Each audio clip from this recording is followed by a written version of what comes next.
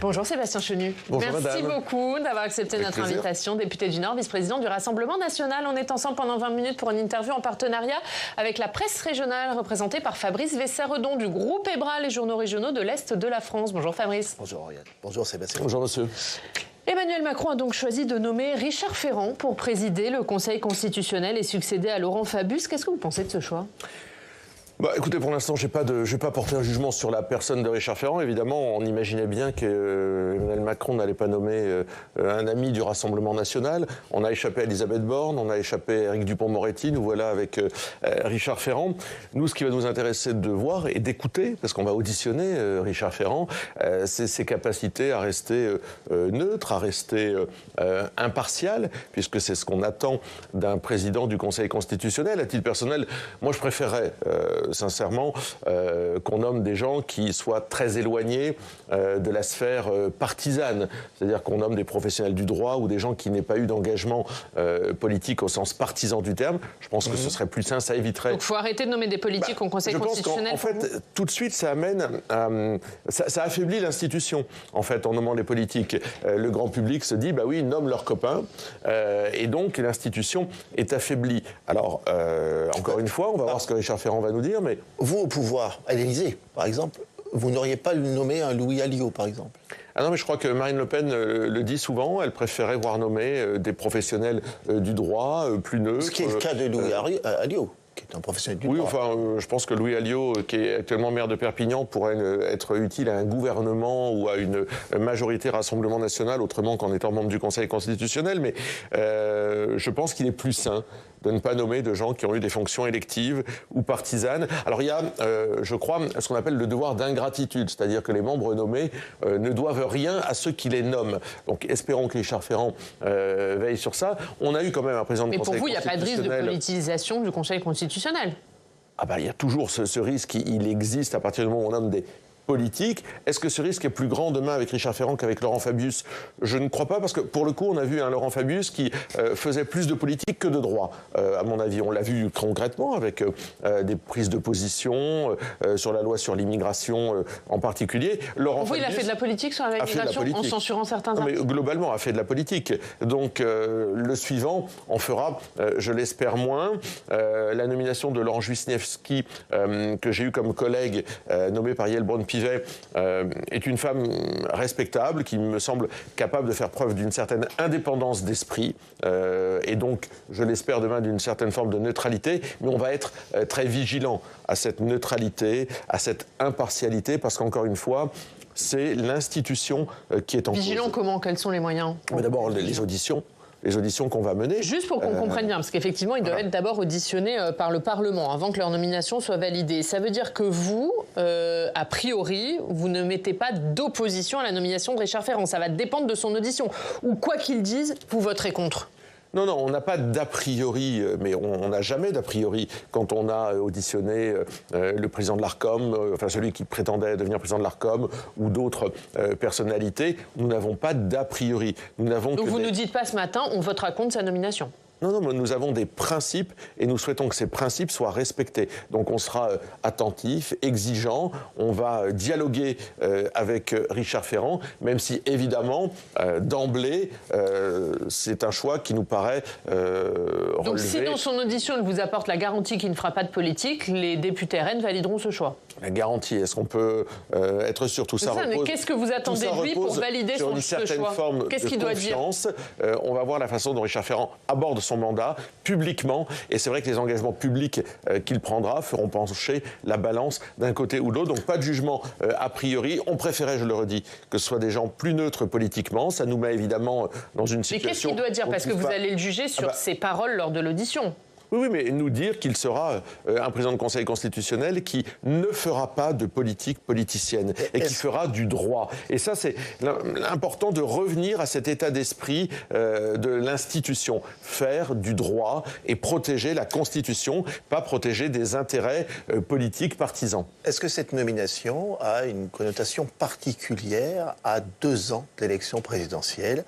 Est-ce que vous attendez quelque chose de particulier de Richard Ferrand, c'est lui qui a le poste, dans le cadre de cette validation des candidatures? Oui, évidemment, Richard Ferrand sera le président du Conseil constitutionnel s'il était confirmé, qui présidera un Conseil constitutionnel lors d'un futur quinquennat, donc avec un nouveau ou une nouvelle présidente de la République. Donc sa capacité à prendre du recul, sa capacité, encore une fois, à préserver l'institution, à faire du droit, va être particulièrement scrutée. Et je pense que Richard Ferrand, doit le savoir. Il est nommé et il est décrit comme un proche du président de la République.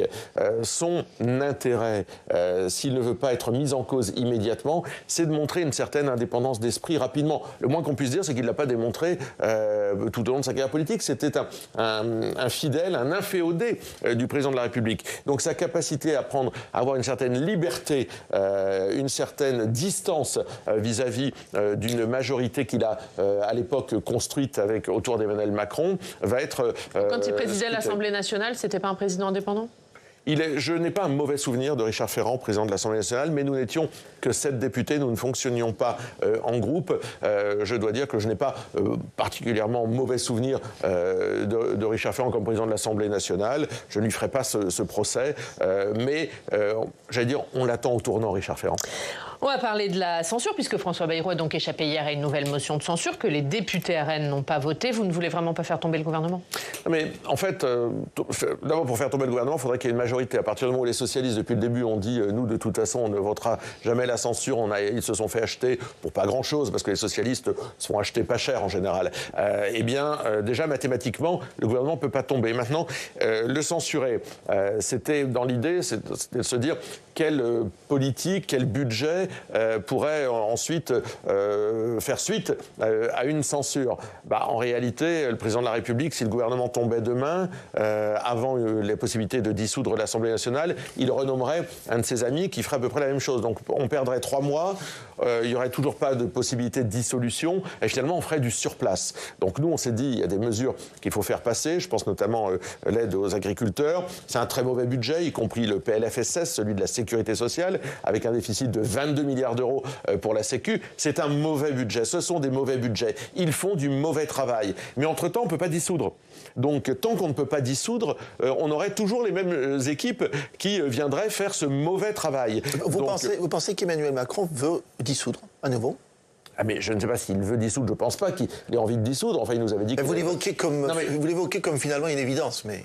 Je pense que pour sortir de ce phénomène de blocage, à un moment, il faut revenir devant les électeurs. Il faut dire aux Français qui s'en aperçoivent, ça ne fonctionne pas. Revenons devant les électeurs dès que nous en avons la possibilité et proposons aux Français une nouvelle majorité, un nouveau cap pour sortir de ces difficultés. Je veux dire, on ne peut pas continuer comme ça 2 ans et demi. Est-ce que vous voterez la motion de censure du PS la semaine prochaine ? Mais nous, on a montré que la censure ne nous fait pas peur. Donc on est prêt à regarder les choses. Mais vous la voterez ou pas, du coup ? Aujourd'hui, elle est rédigée de façon telle qu'elle est assez insultante à notre égard. Alors même si tout ça, c'est de la comédie, c'est une mascarade du Parti socialiste. Celle du budget Barnier, elle n'était pas particulièrement tendre à votre égard. Vous l'avez votée quand même. Les textes, en l'occurrence, les textes de censure sont plutôt des prétextes pour essayer d'éloigner le Rassemblement national. De toute façon, si on vote la censure et que le gouvernement tombe, il sera remplacé par les mêmes. Donc est-ce que ça a du sens de faire ça ? Aujourd'hui, si on est dans cette logique, on le décidera entre nous. On s'en est pas encore parlé, on va l'évoquer probablement lors de notre réunion de groupe aujourd'hui. Tout est libre, tout est sur la table, mais la logique voudrait que le même type de conséquences nous amène au même type de positionnement. Donc vous ne la voterez pas ? Aujourd'hui, on est plutôt j'allais dire, dans une phase où on se dit que cette motion de censure, c'est le cinéma du Parti socialiste pour se donner bonne conscience. Est-ce que vous pouvez la voter ? Est-ce que vous pouvez voter une motion de censure qui dénonce la submersion migratoire, vous, Rassemblement national ? Non, mais le texte n'a aucune importance dans une motion de censure. On ne vote pas une loi. C'est pas parce qu'on vote une motion de censure que ce texte. Donc il peut y avoir écrit n'importe quoi, vous votez ou il peut y avoir écrit n'importe quoi dans un texte qui accompagne une motion de censure. D'ailleurs, le PS nous montre qu'il écrit n'importe quoi. Donc le PS écrit n'importe quoi, il veut se racheter une conscience. Nous, on est très libres, On va en parler en groupe, on va en parler en réunion et on décidera ensuite. Mais nous sommes très libres. Nous l'avons montré, on a déjà voté des textes venant de la gauche. Là, on a vraiment le sentiment que voilà, les socialistes essayent de retrouver une bienveillance de la part de leurs alliés. Tout ça, enfin, les socialistes font de la politique vous dites que c'est pas le moment de politicienne. voter la censure. C'est pas la semaine prochaine qu'il faut faire tomber le En tous les gouvernement. cas, faire tomber un gouvernement pour le remplacer par le petit frère de François Bayrou ou la grand-mère de Michel Barnier, ça n'a pas de sens. Vous suivez l'opinion. On a vu dans les derniers sondages que les Français sont plutôt satisfaits de cette non-censure de la semaine dernière. C'est plutôt l'opinion qui réagit à ce que nous avons fait, puisque je vous rappelle que lorsque nous avons débattu de la possibilité de censurer le gouvernement Bayrou, il y avait une opinion qui était presque à 50-50, et aujourd'hui, en tous les cas, j'ai vu que 72% des électeurs du Rassemblement national ont trouvé que nous avions fait le bon choix. Ça veut dire que le choix de Marine Le Pen a été, encore une fois, je dois dire, non seulement un choix responsable, mais en corrélation avec ses électeurs, en cohérence avec ses électeurs. Et finalement, est-ce que c'est pas cette cohérence... Vous en reprochez pas le choix précédent, vos électeurs ? Non, je crois que nos électeurs étaient très attentifs et voulaient absolument qu'on fasse tomber le gouvernement Barnier parce qu'il y avait notamment des lignes rouges, la désindexation des retraites, la baisse du remboursement des médicaments. Tout ça, les électeurs ne le supportaient pas. Aucun électeur, aucun élu local que vous avez rencontré lors des cérémonies de vœux, par exemple, vous a reproché la censure ? Pas du tout. Mais en revanche, ils voulaient de la stabilité ensuite. Mais je dois dire que ça, c'était les victoires du Rassemblement national que d'avoir pu permettre que les retraites ne soient pas désindexées. Heureusement que nous sommes montés au créneau et que nous avons censuré le gouvernement Barnier. C'était quand même des dizaines et des dizaines de milliards d'euros d'impôts supplémentaires. Donc on a bien compris que vous n'étiez pas pour une censure dans l'immédiat. Est-ce que vous envisagez, vous, de déposer une motion de censure dans les prochaines semaines, dans les prochains mois ? Pourquoi pas, on verra. On va voir les textes qui arrivent. On peut déposer des motions de censure spontanées. Tout ça... Sur les retraites, par exemple, si les retraites arrivent au Parlement, est-ce que ça, c'est pour vous un motif de censure ? Ça dépendra de ce qu'il y a dans le texte. C'est toujours pareil. Qu'est-ce qu'on nous propose ? Moi, je ne crois pas que ce conclave de 3 mois change l'alpha et l'oméga de la réforme des retraites. Je pense que François Bayrou cherche à gagner du temps. On ne réforme pas les retraites en commençant par un conclave de 3 mois sans traiter les phénomènes de fond, enfin les faits de fond, la réindustrialisation du pays, la natalité, l'arrivée sur le marché du travail des plus jeunes. Tant qu'ils ne traitent pas tout ça, en réalité, ils resteront sur du bidouillage. Un mot sur le débat que veut ouvrir François Bayrou, Fabrice ? Ce débat, il doit prendre quelle forme, celui sur le droit du sol ? François Bayrou le veut plus large. Vous souhaitez être plus focus sur cette question qui divise la société ou vraiment embrasser le sujet largement sur qu'est-ce qu'être français ? Non, mais je n'en reviens pas qu'en 2025, on en soit encore à débattre, à se poser la question du débat. C'est-à-dire qu'on se demande si éventuellement on pourrait parler d'un phénomène qui, devant nous, tel une vague, la submersion migratoire, pose un certain nombre de problèmes absolument importants, économiques, sociaux, sociétaux pour notre société, pour la France, et qu'on se dise, est-ce qu'on peut en parler ? Mais non seulement il faut en parler, mais il faut prendre maintenant des dispositions. Mais c'est pas normal dans le débat de voir, de mettre des chiffres, de voir si cette submersion migratoire est étayée ou pas. Enfin, les chiffres, on les connaît, vous les avez vus comme moi. Les chiffres actuellement sont absolument épouvantables. Enfin, tout le monde entre en France, personne ne sort, si je veux la faire simplement. On régularise. Selon les derniers chiffres, le nombre d'expulsions est très en hausse. On accepte 900 000 clandestins, chiffre de Patrick Stefanini, sur le territoire français. Donc tout le monde entre, personne ne sort. Plus 26% d'expulsions en 2024, c'est pas personne ne sort. On n'est pas revenu au niveau des expulsions du Covid, de l'époque Covid. Donc ça veut dire qu'en réalité, ça a continué à baisser, on a continué à expulser moins. Là, on expulse un peu davantage sans revenir au niveau d'avant. Plus de 26%, c'est pas moins, c'est plus. Non mais d'accord, alors que les titres de séjour sont en augmentation, le nombre de clandestins est en augmentation. En parallèle, on régularise, on naturalise. Ce gouvernement régularise et naturalise. Tout ça a un coût pour les finances publiques, pour le logement, sur la délinquance, qui est quand même insupportable pour les Français. Sur la question qu'est-ce qu'être français, vous répondez quoi ? Mais être français, c'est partager un certain nombre de valeurs et respecter ce que la France a construit, que ce soit en termes de valeurs ou en termes d'édifices, de protection, le droit, etc.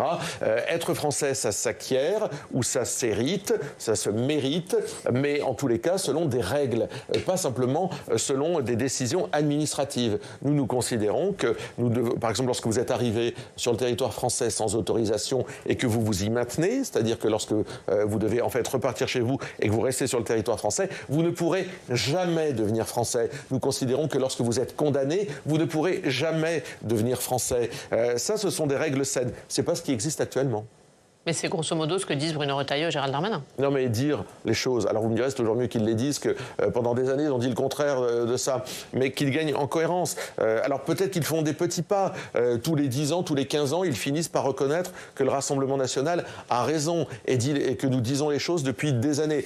Ok, très bien, mais maintenant, le sablier est retourné. Nous n'avons plus le temps. La submersion migratoire, à travers des phénomènes politiques, sociaux, climatiques demain, est un enjeu excessivement important. Je rappelle que nous plaidons pour la double frontière, une frontière européenne à l'extérieur et des frontières nationales, avec un contrôle de celles-ci. Ce sont les propositions portées par Jordan Bardella, par Marine Le Pen aux élections. Nous sommes les seuls à les porter. Marine Le Pen, elle a participé ce week-end à un rassemblement des patriotes européens. C'était à Madrid avec un slogan « Make Europe Great Again ». Est-ce que c'est l'intrumpisation du RN ? Non, pas du tout. C'est simplement l'idée de dire qu'il faut se réveiller, que Donald Trump, d'ailleurs, ça pourrait être presque pris comme un pied de nez à Donald Trump. Donald Trump va défendre les intérêts américains. Il va les faire en étant assez impitoyable avec les Européens et avec les Français. Donc, à un moment, il faut se secouer en termes d'immigration, se secouer sur des chantiers tels que l'intelligence artificielle. Oui, il va falloir que... Mais vous le soutenez ou pas, Donald Trump ? Moi, je ne soutiens pas Donald Trump. C'est aux Américains de soutenir ou pas Donald Trump. Mais sa politique, vous l'approuvez ? Attendez, pas particulièrement. Les États-Unis sont un pays ami, sont un pays allié. Mais ce sont des alliés impitoyables. Et Donald Trump va être un allié, un pays ami impitoyable. Donc on n'attend pas de cadeau de la part de Donald Trump. Après, la politique qu'il met en place aux États-Unis, c'est celle qu'ont voulu les Américains. Il met en place son programme. Au moins, il démontre d'ailleurs, lui, que lorsque il a été élu pour quelque chose, il l'applique. Maintenant, c'est aux Américains de juger. La société américaine ne ressemble pas à la société française. Le rapport aux libertés, le rapport aux religieux, tout ça est très différent. Le rapport à l'économie, tout ça est très différent. Oui, donc alors justement, on a d'un côté les Américains, de l'autre les Chinois, on voit les Indiens aussi qui sont en France en ce moment. Et la France pèse quoi là-dedans, seule? 100 ans. Mais là, je pose la question aux souverainistes. Mais la France, c'est non seulement un poids politique, économique, historique absolument important. Ce que nous avons fait, je pense par exemple dans le spatial avec Ariane, démontre que la France est capable de très grandes choses. Le message de la France à travers le monde... Avec l'Europe. D'accord, mais enfin c'est la France qui est moteur. Il y a un côté toujours un petit peu à vouloir minimiser ce qu'est notre pays. Moi je crois que notre pays, il a une parole qui pèse dans le monde. Il est attendu. Encore faut-il que ses propres dirigeants croient en lui.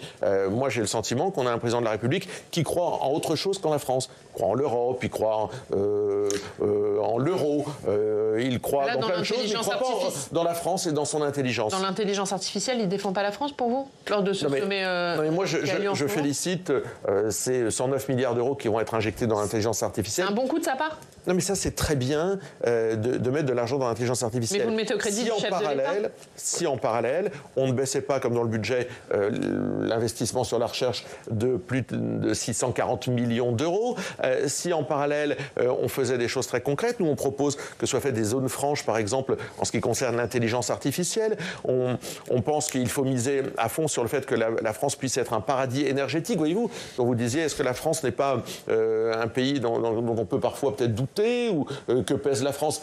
On peut être un paradis énergétique, c'est-à-dire on peut réindustrialiser notre pays parce qu'on a une énergie pas chère à condition de ne pas dépendre des autres, c'est-à-dire à condition de faire les bons choix stratégiques. Ces bons choix stratégiques. Emmanuel Macron ne les a pas fait dans le passé. Les 109 milliards d'euros pour l'intelligence artificielle, c'est très bien au moment où les États-Unis en mettent 500 milliards sur la table. Donc c'est un pas qui va dans le bon sens, mais il faut l'accompagner d'un certain nombre de mesures incitatives et aussi pour garder les jeunes talents, les jeunes Français, les jeunes chercheurs ici, plutôt que de les laisser s'échapper partout sur la planète. Vous-même, vous utilisez ChatGPT ou le chat ? Non, je suis un peu ringard sur ça, je n'utilise pas ChatGPT. Et le chat ? Mistral. Non, oui, mais je n'utilise pas ça, mais je sais très bien que ça va me rattraper et que ça va nous rattraper. Donc autant bien se préparer, autant avoir les yeux en face des réalités, les yeux ouverts sur la réalité et miser sur l'intelligence artificielle comme un vecteur de progrès et un vecteur de croissance. Moi, je crois en la croissance, l'inverse de la gauche qui veut une société basée sur la décroissance. Nous croyons en la croissance. Jordan Bardella l'a rappelé, en la croissance, dans le développement, dans le progrès, au bénéfice des Français. Ah ouais. Mais juste une seconde pour revenir sur Donald Trump, parce qu'on a dévié sur l'IA, sujet intéressant aussi. Donald Trump a parlé cette nuit. Il a parlé de Gaza, il poursuit son idée d'un grand projet immobilier sur la bande de Gaza. Et par ailleurs, c'est une déclaration un peu ambiguë sur une Ukraine qui pourrait devenir russe. Sur ces deux points, vous en dites quoi ? Bon, écoutez, c'est pas ce qu'on défend. Nous, on défend sur Israël-Palestine 2 États. Donc voilà, on ne défend rien d'autre que cela. On défend une solution diplomatique entre la Russie et l'Ukraine. On ne défend rien d'autre que cela pour que l'Ukraine retrouve sa plénitude. Donc Donald Trump... Sa souveraineté ? Sa souveraineté, oui. Donc Donald Trump, on voit comment il fonctionne. Il pousse très très loin les enjeux, il pousse très très loin parfois même les provocations et il en attend un certain nombre de résultats qui parfois sont des résultats qui ne sont pas exceptionnels mais qui ont fait bouger un peu les lignes et parfois même ils s'en contentent. Donc on voit bien quelle est sa méthode, mais nous réaffirmons ce que je viens de vous dire concernant à la fois l'Ukraine et concernant Israël et la Palestine. Un dernier mot sur une élection à venir, ce sont les municipales qui auront lieu dans un an. Quelles sont les ambitions du RN pour ces municipales ? Gagner des villes, on n'a pas d'ambition chiffrée, mais moi je pense qu'il y a beaucoup de villes qui attendent des maires Rassemblement National, des grandes villes. Quelle ville vous visez ? Écoutez, si je vous parle de Toulon, en espérant que Laure Lavalette, notre député du Var, puisse partir à la conquête de Toulon, voilà une grande ville, préfecture du Var, qui, je crois, nous attend. Marseille, avec Franck Alizio, Carcassonne, avec Christophe Barthès. Donc au sud. Non, au nord, je pense qu'il y a de bonnes surprises possibles. Je pense à Douai, une ville importante du Nord, avec le député Thierry Tesson, s'il souhaite être candidat demain. Et puis des tas de villes moyennes, où vous avez des sénateurs ici, peut-être que quelques-uns, peut-être qu'un sénateur du Nord bien connu, Josué Auchard, se décidera et acceptera de relever le défi dans notre ville de Denain. Vous êtes organisé déjà ? Vous aviez nommé un vice-président ? Bien entendu, autour de Julien Sanchez, qui est député européen, qui était maire de Beaucaire. Nous travaillons sous l'autorité de Jordan Bardella à tout ça. Nous avons des commissions d'investiture chaque semaine. Nous préparons nos candidats. Chaque élection est importante parce que chaque élection change le cours des choses. Quand vous voyez ce qu'ont fait Rachida Fréjus, Alliot à Perpignan, ou l'équipe de Beaucaire, ou d'Hénin-Beaumont, vous vous dites qu'effectivement, quand c'est le Rassemblement national, la vie est bien meilleure, la ville est mieux gérée. Merci Sébastien Chenu. C'est moi, merci beaucoup d'avoir été notre invité. Merci Fabrice, à la semaine prochaine. Face au Club des Territoires.